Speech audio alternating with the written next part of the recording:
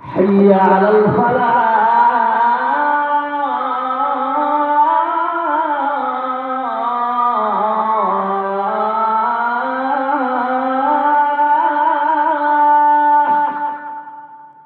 নামাজ থেকে আসে এটাই কামিয়াব তোমাদের ঠিক এবার মা নামাজ পড়তে লেগেছি বাড়িতে বাবা বেরিয়ে গেল মসজিদে ছেলে মোবাইল দেখতেছেন দেখতে দেখতে দেখতে হঠাৎ করে মোবাইলে বাজে উঠল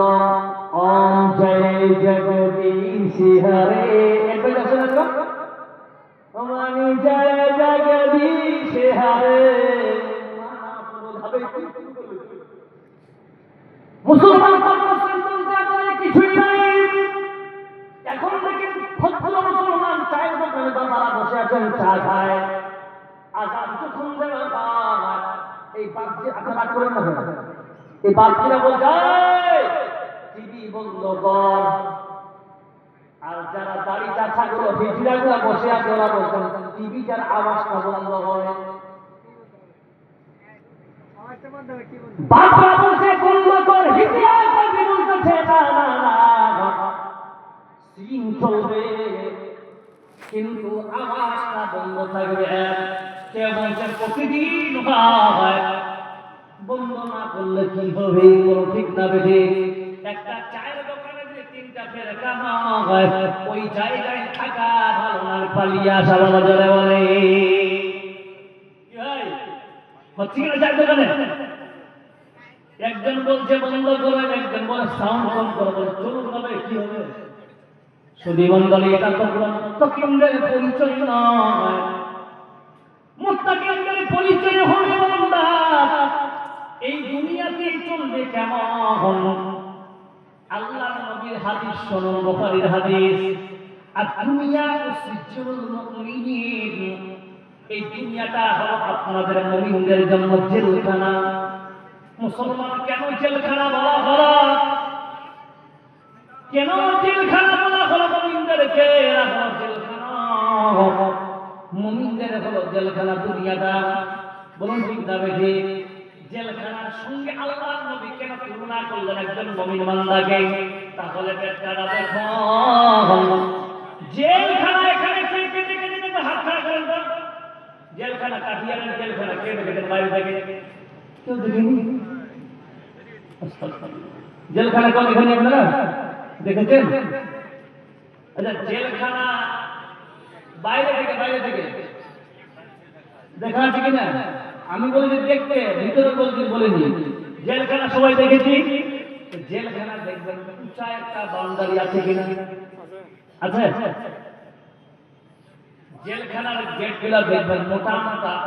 রোড দিয়ে তৈরি আছে না আচ্ছা বলে জেলখানা খাবার প্রতিদিন কি ভাত পেট ভরে দেওয়া হয় না নিয়ম মাফিকে আমি কাজ করতে বলে জেলা আজকে খাসির মাংস খাবার দিবে কি হাঙ্গামা দিবে দিবে না দেখেন জেলখানার সঙ্গে তুলনা করলেন কেন